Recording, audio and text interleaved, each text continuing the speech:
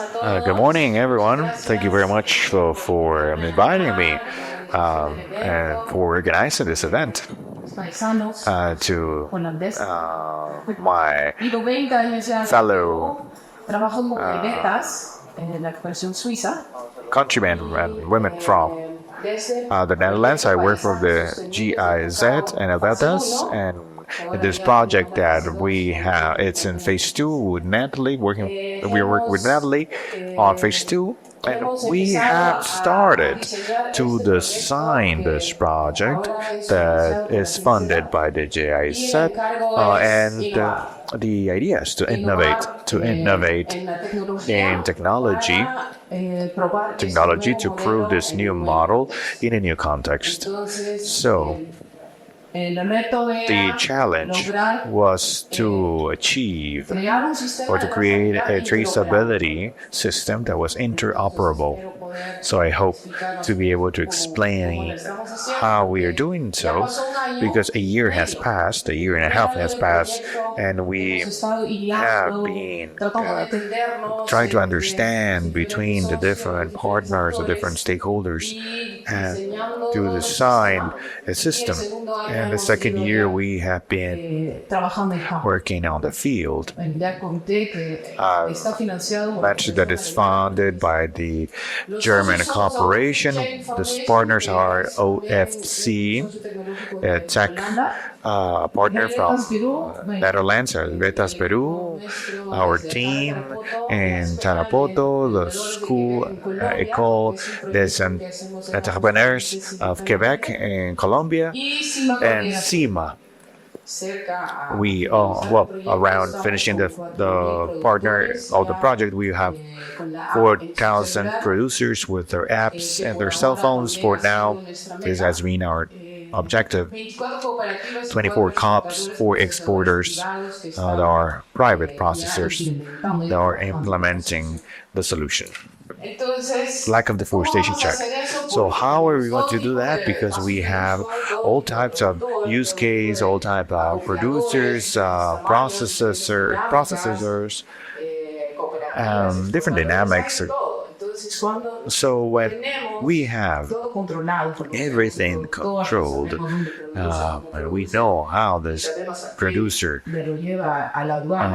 takes this to the supply chain into the customs, it's easier.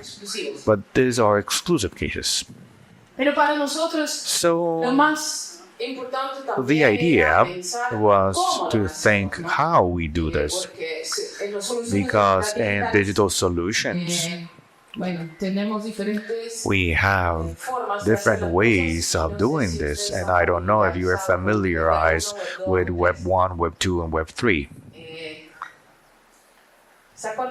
Do you remember this? Yes, if you're 35 or more, you say yes. Yes, that was our first web version. What we were able to do, we could send data and receive data, upload and download.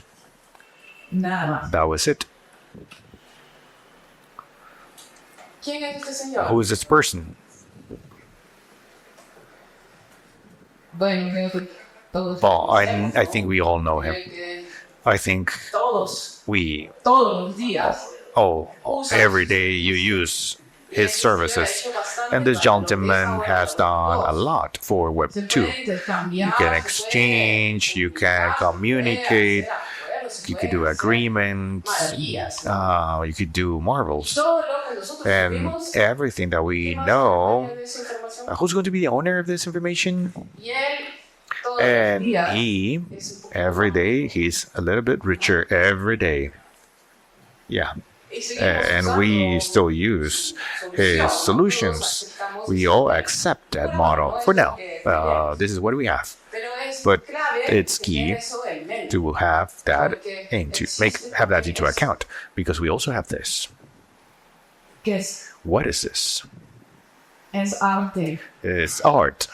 Es un NFT. It's an NFT. I don't know if you're familiar as with an NFT is, but NFT is a piece, well, in this case, a piece of art that I can upload to my Facebook, and the information belongs to Mark Zuckerberg. But because it is an NFT, it has a unique code that provides value to it. So this piece of art was sold for thousands of dollars because it can have an owner, a unique code that identifies it, and you can negotiate with it. You can buy it and sell it, and it changes everything. It changes the rules of the game. Well, going back to our code chain, we wanted a solution, a digital solution that is not an isolated solution where a company that Kurt, for example, he's mentioned it before, the company is responsible for compliance. But you cannot be owner of your suppliers, so it doesn't work in that sense. The same company, it has to be more open with isolated information. It's the same. We do an application and then we have a database, and the information is created in that database, and but what happens if the information is not from the person that uploaded it, but the one that gathered it? Generally, these are expensive solutions. This is a patented software that is not user-focused, but is designed for a specific problem. But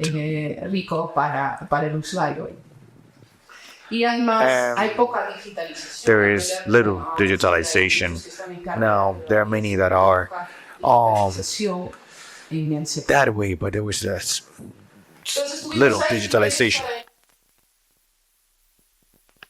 We had 6 criteria for the implementation of this project. We wanted a decentralized system, the one that has information, can register it. It can be scalable for massive use. It has to be interoperable, because there is many that has a system where they register the data and they can perfectly use that data and exchange it with this. So you don't need to access the app and the other app, next app, and it has to be focused on the user and open source, another concept. The code is not patented. No one owns the code. And we need a model that is a business model. Who's going to pay for this? Gert already mentioned that many times. It's a question: who's going to pay for it? And these are the companies that are going to pay for it. So, I'll go a little bit faster. Eventually, this is Web3, interoperable, low cost, and user-owned. Okay. This is what I'm trying to emphasize with this explanation, because for us it's key. And this is exactly what we got. And we have this drawing, which is easier to understand. We have the supply chain on top, each stakeholder of the chain, each one of them uses a tool that they interact with. The producer can use their phone with an application, Web 2 or Web 3. Intermediaries can either cell phone or a system, and same with the companies, and each one of them through that system interact with blockchain, which is the green block, and that's where we register all the information. And in the case of the producer, it passes through the different checks. We're developing a legal check, so we can do digitally. We can have digital information around the property rights. And we are working with Global Forest Watch, working on these different checks for zero deforestation, because they have the deforestation check. We have traceability. And that's how the information reaches this blockchain, where, of course, we cannot add the name of a person or who they vote for. These are private data. There's no GDPR, data protection rights, and we need to respect it. So we will publish this only the minimal and necessary information for compliance. We are not going to publish the possibility of knowing the information about the companies and buying and selling information. All of that is sensitive data. People tell me, we want to see the app, so I will show you the app. What we've done is we've done many testing on the field, but generally the producers have problems with sight, or they have a low literacy. They have they say they have calluses on their fingers. So with all of this considerations for their personal data, first, that we are not going to publish it, but we needed to do a ID check. At the beginning, we have gender scope in the project. We in the app, we represent that.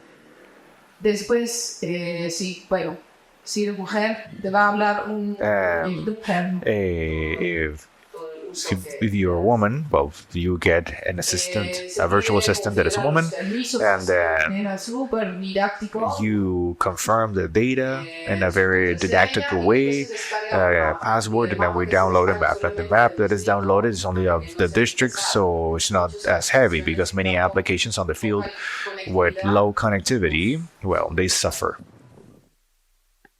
What I wanted to show you here was that in parallel you can draw the polygon or to walk around your farm to do georeferencing, and you can upload a file. What else do we need the producer to do? That each sale, it's registered, and the app is loads it on the blockchain if someone buys it, of course. So once Pedro sells to COP X will confirm that purchase, and it will be verified, and it's registered that and then you get a registry with badges. And of course, you can visualize more information. And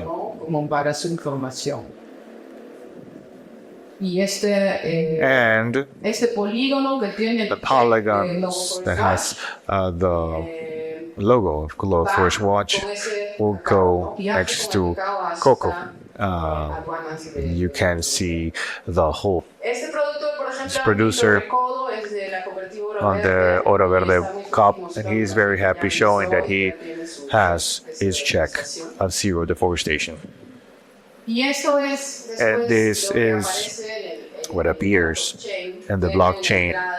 There is an access to see what information we have. That's the dashboard. In the dashboard, what you can see is exactly the information. And it comes from different farms. They say, well, they state the location, GPS location. It says they're verified, free from deforestation, and if they have illegal use of land check. And with that information, you can upload the information needed for due diligence.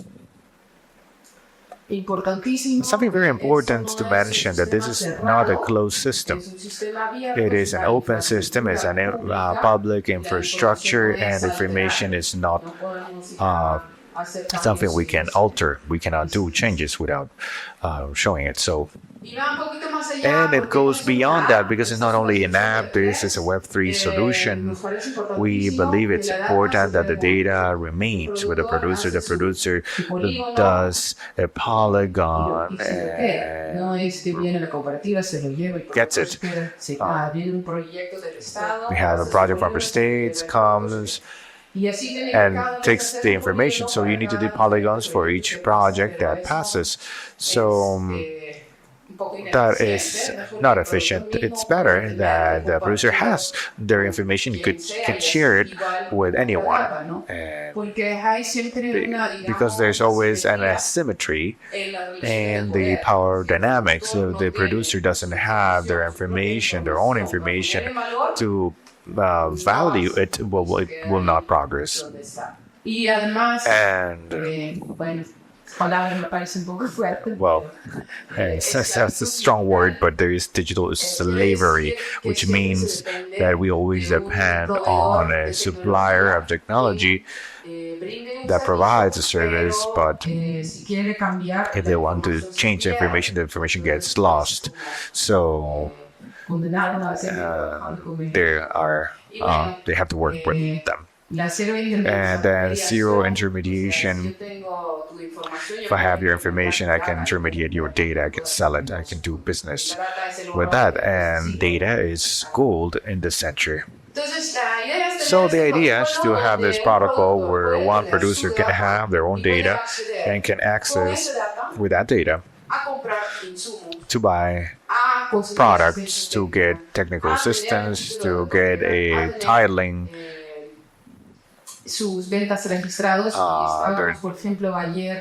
to register their sales. And we were working with Norandino,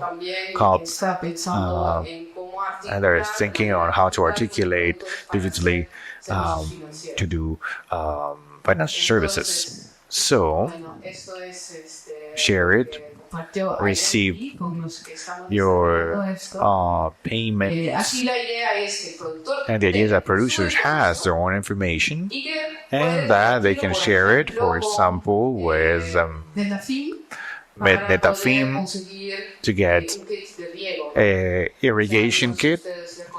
I don't know if you know Netafim. Also bonds, carbon bonds. We are talking with Open Forest Protocol to provide a service with the same polygon, and that the producer can have it as an option in their app, and also to obtain other types of supplies and services. And this is what we want, to empower the producers. Okay, so continuing with the panel of the traceability and due diligence for Jonathan Burga, coordinator for Machu Picchu Foods, and Carlos Angulo, manager from Cooperativa Alima Cacao, Mariceli Guevara, manager for Apta Selvanar, Mario Rivero, he's the Director of Agriculture for the Regional Government of San Martin, and Health again, Senior Policy Advisor for the EU. In the same order, I will ask. So starting with Jonathan from Machu Picchu Food, looking at the topic of traceability and generation of trust, how do you manage the supply chain to ensure this traceability? What challenges do you face to traceability? We have 5 minutes per person. And tell you a little bit about us. We are a Peruvian company with over 30 years. We are innovative and we fabricate and do chocolate that are in 30 countries all over the world. Our main purpose is be the bridge between the communities that create cacao and the international clients in the chocolate industry. All of our goals are headed towards that. And going into the question about our traceability systems and the efforts that we currently do to maintain it is mainly in our audience and our public of certified producers, which is more than 5,000. They have a parallel system, the physical part, the virtual part, which the minimal unity starts identifying the producer in the field. From the ID number, we have a code number starting from the purchase of cacao in the field. One of the bilateral agreement that we have with our producers is that we make the purchase in the field, we pick it up from the field 100%, and from there we generate a system of tagging, of pre-tagging, and afterwards we start the regulatory documents, the ones that are taken at a county level. We identify by seals the bags that we buy the producer. We transport it to the centers where we store the cacao, and physically and through seals and these storage warehouses, we identify each bag.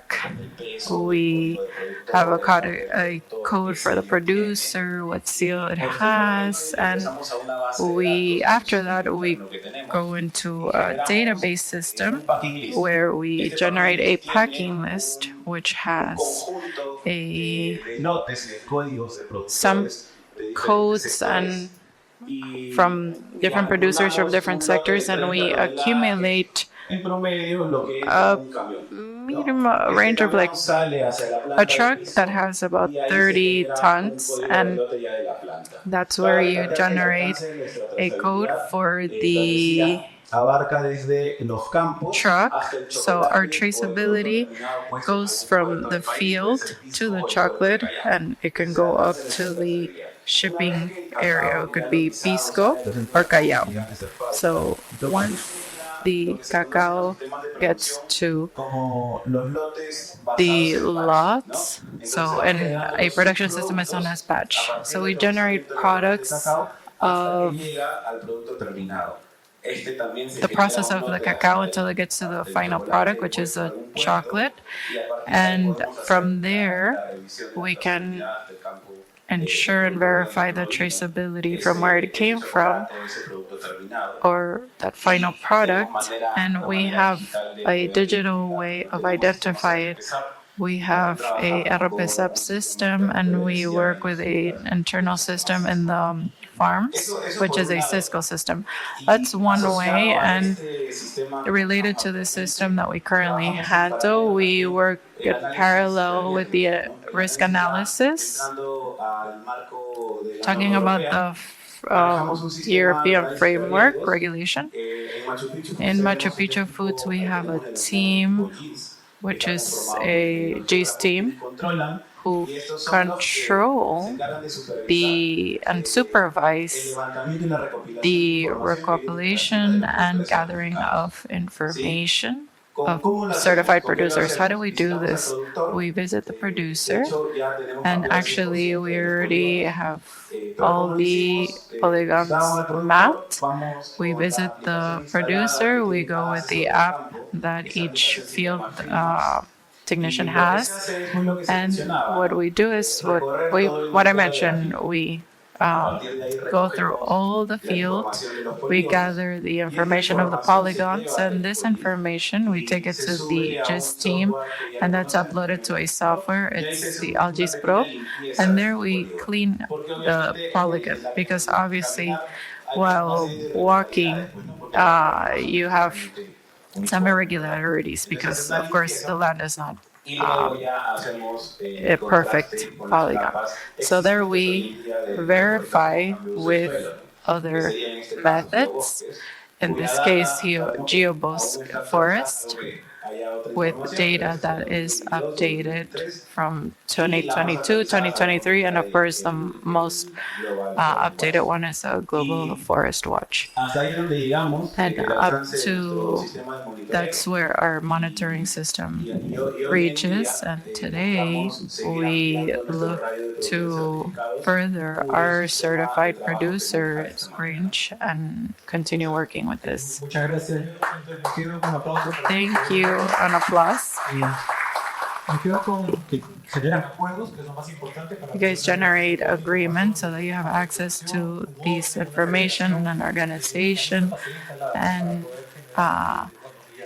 to be able to ensure the traceability. So that's really interesting what you just shared. Carlos, as a manager from Cooperativa Lima Cacao, in the work with your clients and producers, what is your experience in relation to the sovereignty?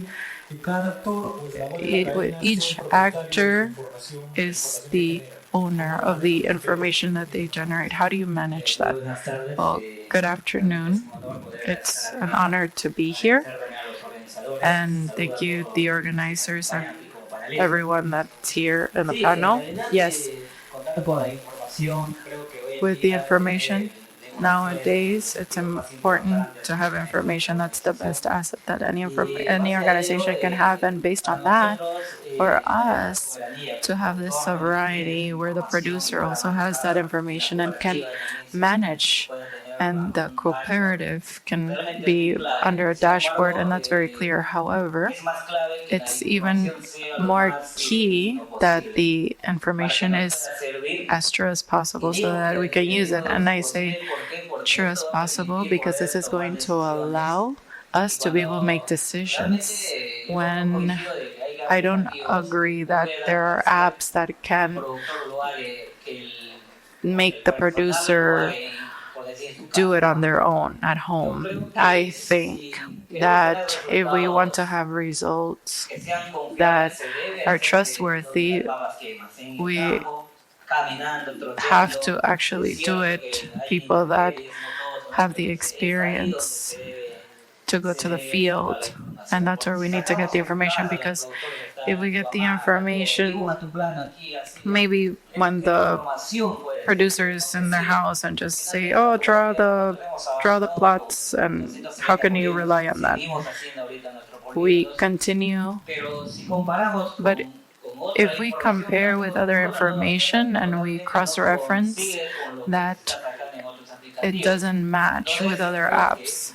So I think it's key that any app that, in order to have that sovereignty and to meet this and to have the certainty that it's true information, I think it's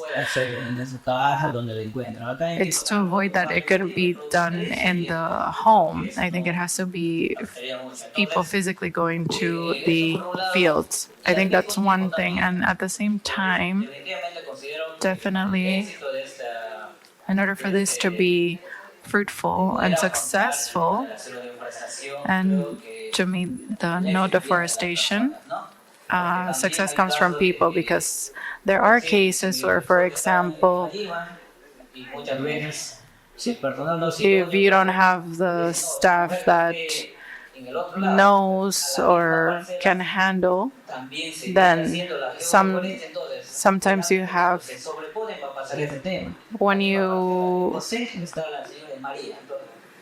have, for example, parcels that are the same people are trying to take care of it, I think that you can have problems. So I think that it's important to have consider the importance of people.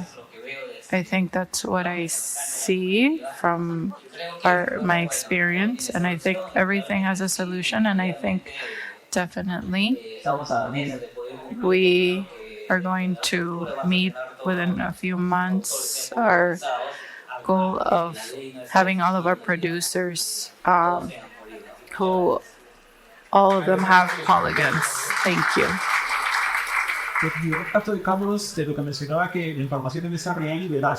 What I say from what Carlos said is that the information has to be true and there has to be proof on how to achieve that, and the teamwork with the producers.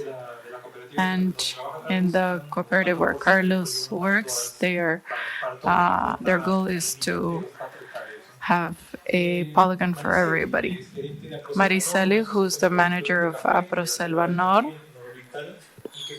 and who has a lot of relation to the traceability certification that you have. What's your experience in relation to the interoperability? How easy is it to change systems when your client asks you to present in different formats? Thank you. Good afternoon. Reciban un cordial saludo también por parte de nuestros productores, 530 productores. Thank you from all of our producers, 530 producers located in Moyobamba, and thank you for the invite and for sharing this, how we've been working with our producers. Regarding the interoperability of the systems, each client throughout this year have asked us for different formats. For us as an organization has generated an additional cost. And also, for example, the field technician is not doing the work that they program. We plan, which we present to the General Assembly at the beginning of the year, and that's what we should be doing every year. However, this year, I'm saddened that we haven't been able to give the technical assistance that the producer requires, because the producer needs this kind of quality, and we have had to have our technical area in offices doing the information as the formats that the clients have asked. We send the information because we need to continue selling, although many clients have been asking us for points of geo-reference, polygons. Some of our lists were already being rejected. They have deforested. We have had to meet with our technical area and verify, and a lot of them, they said, well, they haven't done it because they actually meet the producers in field. So what did we have to do? We had to go do the polygon, because that was the only way for us to demonstrate that they haven't deforested. But it's once we did that, they actually saw that what was true information, and as you could cost, it generates time.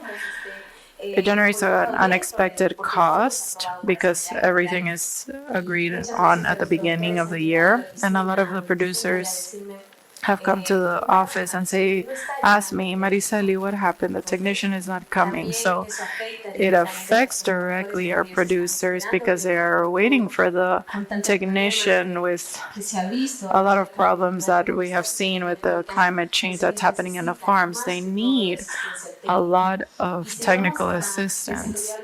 And if we are going to develop different platforms, that's fine. I think it's fine. It's important. Everybody has to adapt to the change. But if there is a change, this also generates a cost to the organizations, to the producers. It demands time. Well, the producer right now, he's out in the field. Yeah, but do other activities so that they can also have be able to cover the expenses of their families. In the beginnings, we used to have technical inspection reports in a manual form. It was about 20 sheets because, of course, we certify, which is a sustainable seal that help us with all of these changes that we have. We have the certification Fair Trade, that within the platform we also have to upload all the data from our producers. We also have the organic certification. So we have to dedicate time so that we can fulfill each requirement. These internal reports we have been digitalizing, and our technicians no longer go with their physical note taking. Now they start completing the information. But for this, we also think of organizations that don't have the resources to adapt to a digital world right now. I consider that we should, now that today a lot of different institutions have gone together, see the different ways that we can support these organizations, especially with technical assistance. Let's not think that the producer is just going to do it on its own. They're going to need help. And what do we do when it's normally when the technical area is hired by the state? They only go at the end of the month, sign it, and they leave. And that's not what we want. I say this because I have been working with these producers for many years, and I want this work to be done in field, and I want it to be a support for our producers and not something else for them to deal with. Thank you. Marisali, as you said, I will say that what you said, additional cost, technical assistance, more than just the polygons and the certifications help, but it also implies that an organization has additional work. Thank you, Marisali, for your experience. Mario Rivero, the director of agriculture of the regional government of San Martin.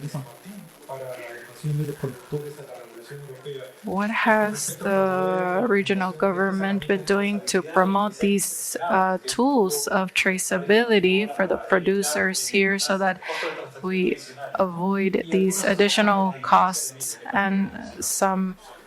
Muy bien, muchísimas gracias.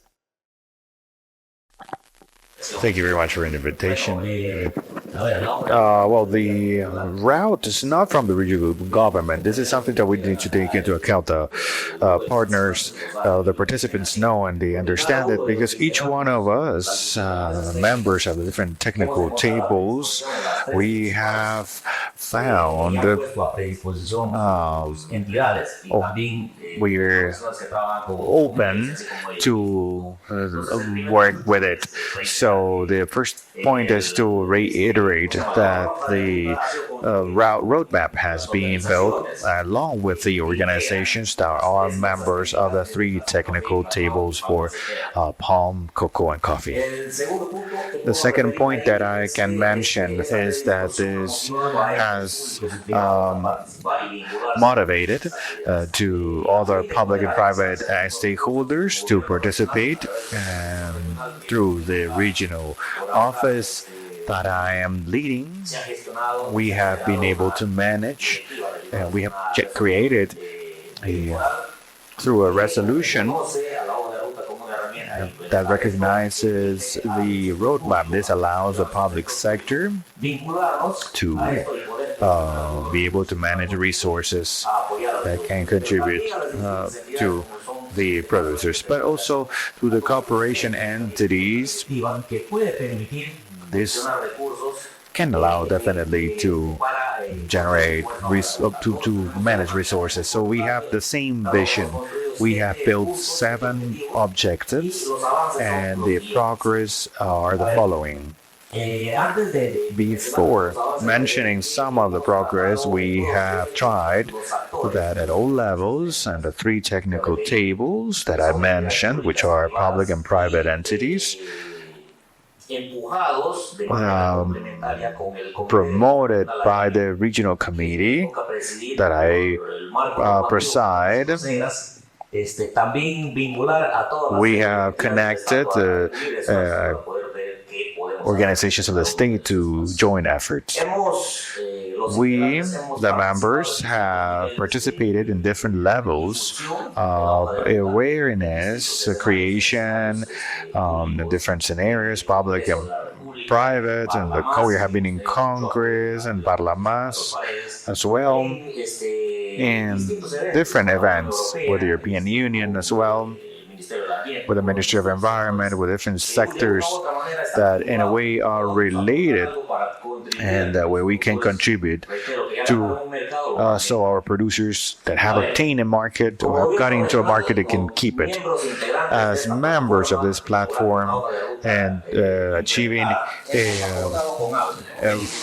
we have been building demand by the regional government.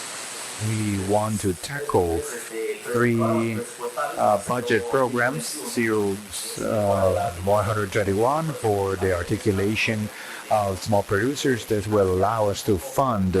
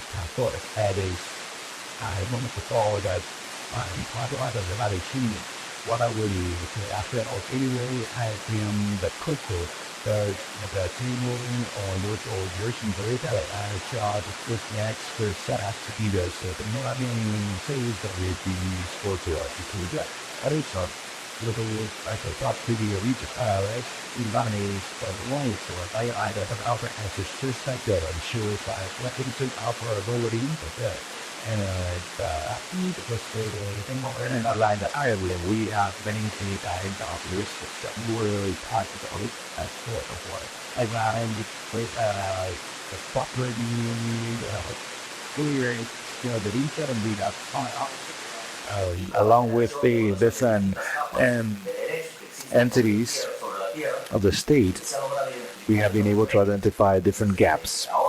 And we are in the last phase, as I mentioned, and we need to do a report around those gaps. We have found many gaps, around 300, more than 3,000 hectares in land titling, and another 300 that we could implement, where we can implement different projects. Also, with the purpose of contributing to the legal use of land, an important tool, we have performed a series of events. One of our objectives is the titling of these lands. So this has not been a situation that has led us into a very small objective, but we have worked and through agreements with the Kondavi, and we have two projects that will title 90,000 plots, and Posicionar actual we will have la herramienta de título. tools for titling, En este momento tenemos otro and we have another one for native community titling. We are in a significant progress. We still have still some gaps in that field. Also, Conde Vida, as a member, is also working on a clearance titles in the influence area, especially for alternative practices and crops. un estado revisó la investigación We are de la autoridad en la región. working with the authorities in terms of property rights. We also managing the improvement as a proposal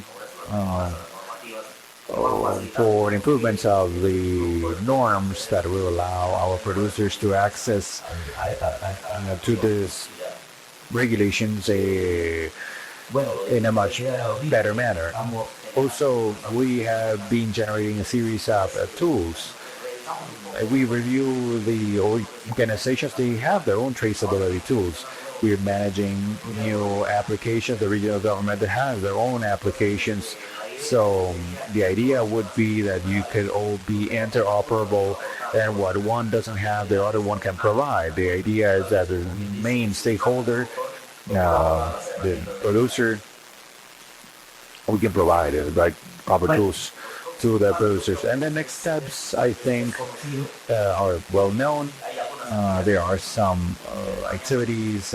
Tomorrow we will be performing a meeting as part of the platform. So the registration producers can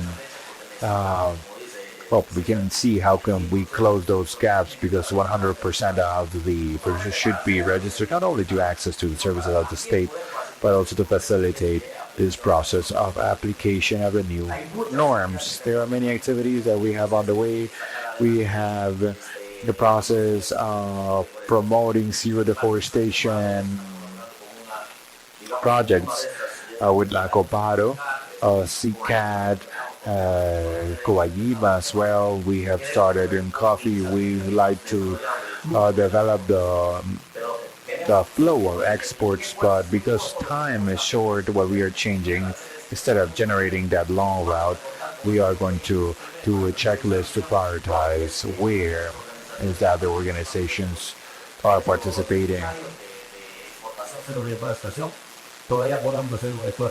And yes, the entities are participating can raise observations on this. The roadmap, again, is an important tool for the region. We have the participation of the national sector, we have participation of the technical cooperation, and we want this to remain with a vision, an integration vision. We have cooperation parity. This is what we should do, and this is the idea to promote support to the producers of this region.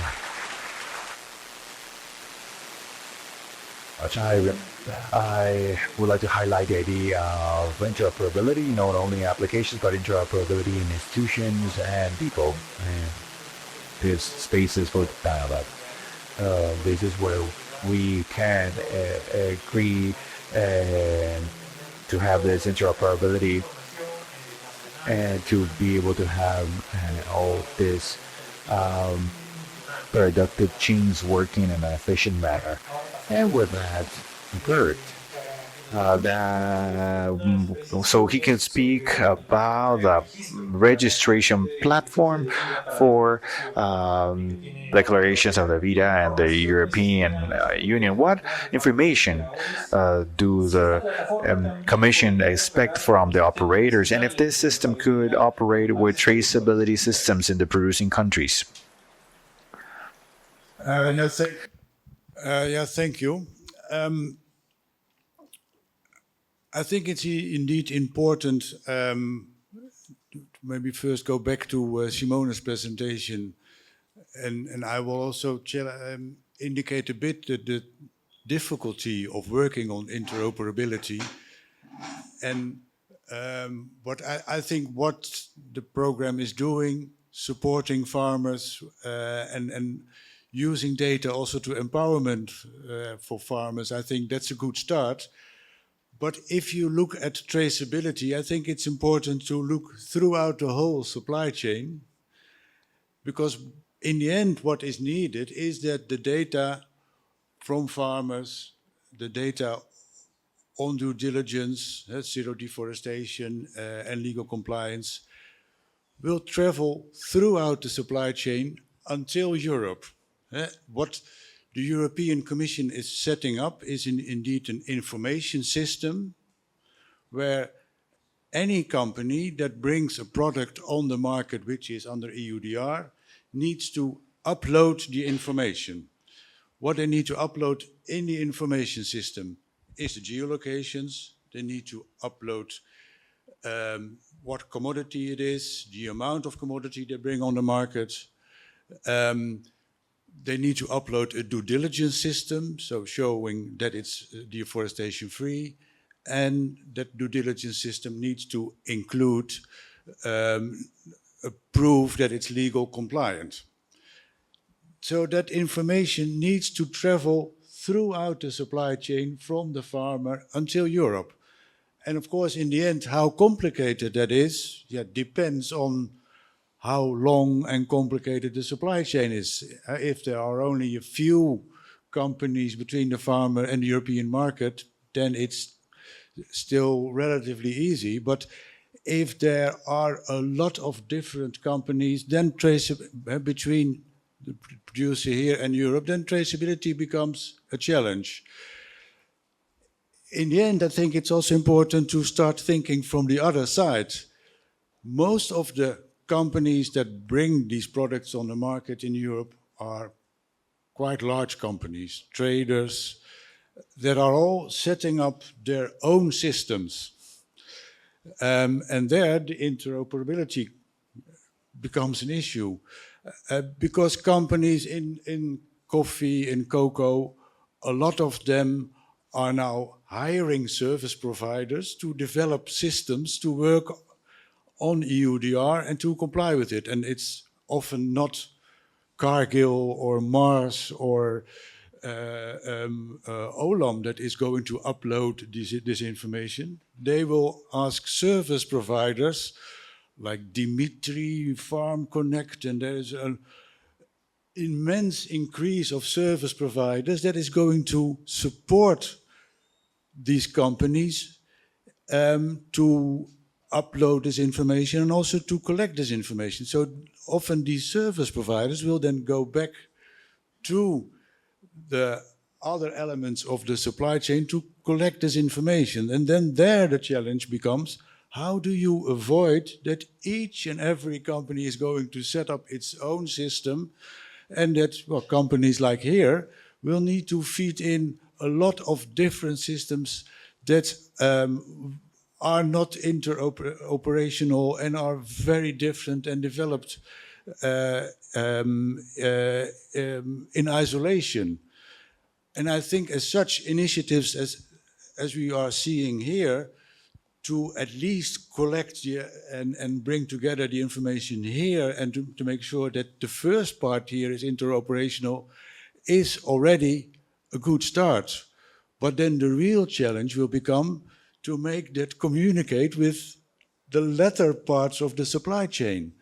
So I think there still a lot of work has to be done to make sure that not each and every company is going to set up its own supply chain system and then goes back to producers and suppliers here to feed into a lot of different systems. And that is going to be an immense challenge. But at least I think if you cooperate here in the first part, that's already a start.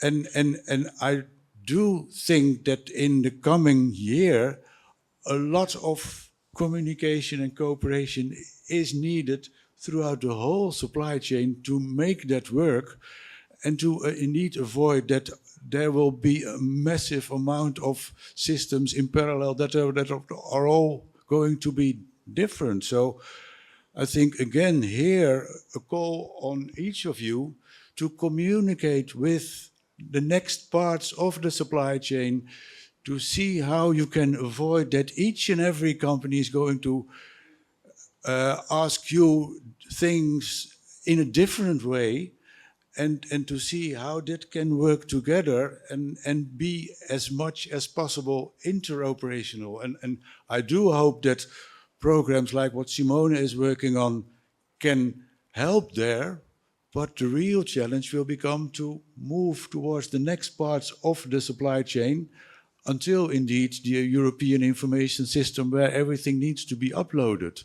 So again, a call, do communicate with companies throughout the supply chain downstream and to make sure that things will be connected and not developed in isolation. Thank you very much, Gert.